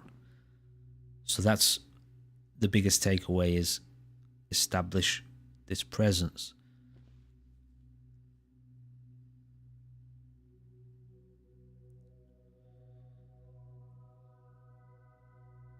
Yeah, you take your time with it, Jesse. It's normal, because parts of your psychology is disconnected. So to say that I feel disconnected in ways, it's great to see that. And you're not doing this, but the mistake that people make is to say, oh yeah, there are parts of it that I'm disconnected to, and so I'm not gonna go there, because if it was the truth, it would resonate all the time, and I would never see any doubt, and I would never detect any kind of problem with what he's saying. If what he was saying is the truth, the whole truth, that's the mistake people make. This one talking from its own experience is where it's at. This experience is where it's at. So it's talking from its own experience. That one over there is in a totally different place. This one will hit and miss at times. It's communicating to a different perspective. So some of what it says will resonate, some of what it says won't. It's hit and miss. That's communication for you. Verbal communication. It's just the way it is. And so it's totally up to you what you do with it. But it's suggested that you look into it, you take what you want.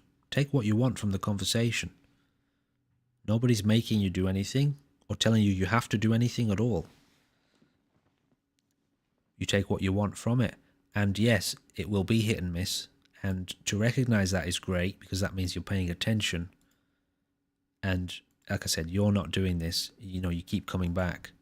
But the mistake people make is they think that this is a religious mindset. They think that somebody who's talking about this stuff would always be right all the time and always have every answer to everything that I say, and that they would never say anything that I would disagree with or that wouldn't resonate with the truth, And that's a problem of the ego's perspective on absolute truth, which is just not how it is. There is absolute and there is relative. And so very often, from the relative point of view, I won't know half of what you're doing. How could I know? From the absolute side of things, it's very deeply connected. And so sometimes you'll find half and half in each half, Sometimes the absolutes connect, depending on where you're at and what you're looking at. Sometimes the relatives will connect, and sometimes they won't. Yeah, so that's good to know, guys. It's good to know how you guys are experiencing this relationship that's developing, because this is where it's at now. This communication is a shared unfolding. I'm not trying to do anything, I have no objective other than to just be here, which is obviously already fulfilled. So what's the point in having that objective, To just show up here and have a chat. It's kind of like stepping out of a cave. Oh, okay, let's have a look in the world. How's everyone doing out here? Is it are you guys all right? It's crazy out here sometimes, isn't it? And if anything, I can recognize that now is a time for a lot of people where more people are wanting to try to sit down and look at what's going on. More people are recognizing it out of love and fear. the insanity of society, I mean. More people are recognizing how crazy things really are and how corrupt so much of our society is. And so when you see that people are starting to have those reflections, ones that you've been having your entire life, it's almost like now is a good time to come out and try to connect with people, because you haven't been able to for most of your life, because you're very disconnected. You're in very, very different places. And so, yeah, that's all this is from my point of view. It's just about exploring this moment, looking at these connections, cultivating them, learning together, growing together, because that's the only way for us to help this happen. Okay, it's fine to be self-contained. You can take your own enlightenment wherever you want. You have the right. Of course you do. It's your right. You do whatever you want. But if you've made maybe a promise, or your love is very, very strong, and suffering is a problem, and you want to do something about that, this is the only way to make that happen. You have to learn to navigate connection, relationship, communication, sharing. After all, if you're not going to share, you might be fine. But if you're not prepared to share, which is equal, right? It's not, hey, come follow me. It's, can I follow you too? Can I listen to you? How's your consciousness? Because you're going to share with me, which means I'm taking in you, right? Are you insane? Do I need to protect myself against you? Sharing this experience with these human beings on this planet, a lot of them are insane, which means danger. Danger for us, for our consciousness to continue here, to keep thriving in reality with the truth of this experience. We need to wake up together, you know. Have you got my back? I've got your back. Have you got my back? Are we on the same page, right? So that's what this is from my point of view. I just say it that way. Like a careful consciousness around how we're all doing and where we're all going. Can you see the danger in society at the moment? Can you see it?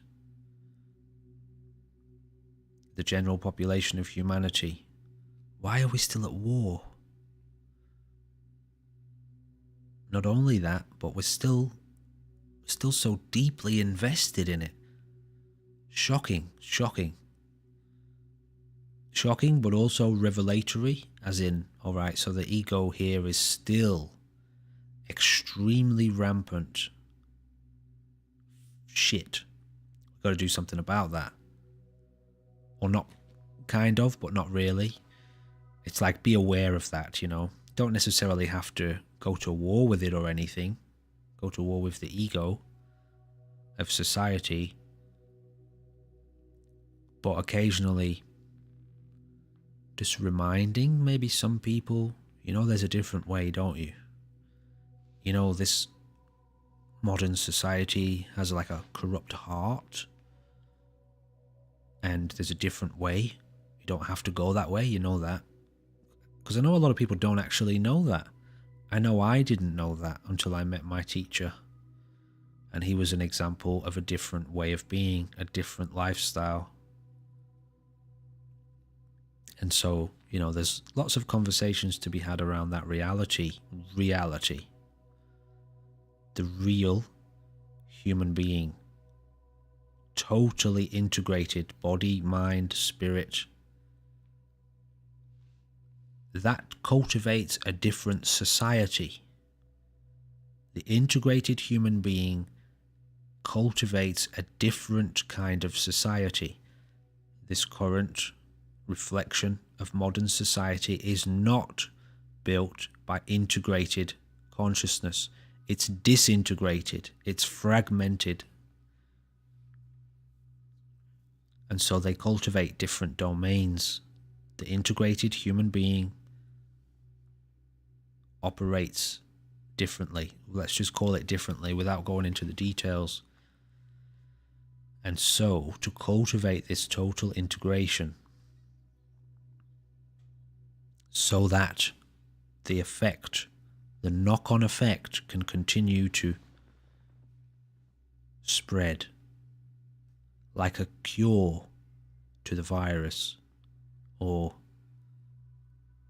a remedy for the disease of collective ego, collective misery and destruction. So that's, I feel like testing the water here sometimes in these conversations as to how it's going and how we're doing. All right, you beautiful people. What a wonderful conversation. Thank you for your perspective. Thank you for being here. Thank you for sharing. I mean that. I think this is a pretty good time, actually, isn't it? I think I started about 9 a.m. my time. It seems to be a good time to connect up with a lot of you guys. This Australia place is a tough one. It's a weird time, Normally, I would feel like streaming later on in the day. But, I know, things are adaptable. So, I'm going to see you guys again. Remember, this VOD will be uploaded. And also, I do a little bit of work on the recording that I make. And anything that's pretty meaty and pretty juicy, I upload it over onto the YouTube channel. So you're welcome to check in there. Keep up to date if you want to, of course. And let's see how we go with all of this. It's really great connecting with you. And I keep checking in on you guys. Very often I check in, I just have a look at what you guys are up to, and if it seems like a good time, sometimes I'll say hello, sometimes I don't. But I'm curious to see how all of this develops, and how this relationship evolves, and how this happening unfolds around us. Alright guys, I'm going to leave it at that. Thanks Jim, thanks Jesse, thanks everyone else who was here. Ashes, CJ, Ryan, you were here for a little while. Fantasy, you were here for a little while. Shredder, anyone else that I've missed, I apologise. In the meantime, stay safe and stay sane. And I'll see you again soon.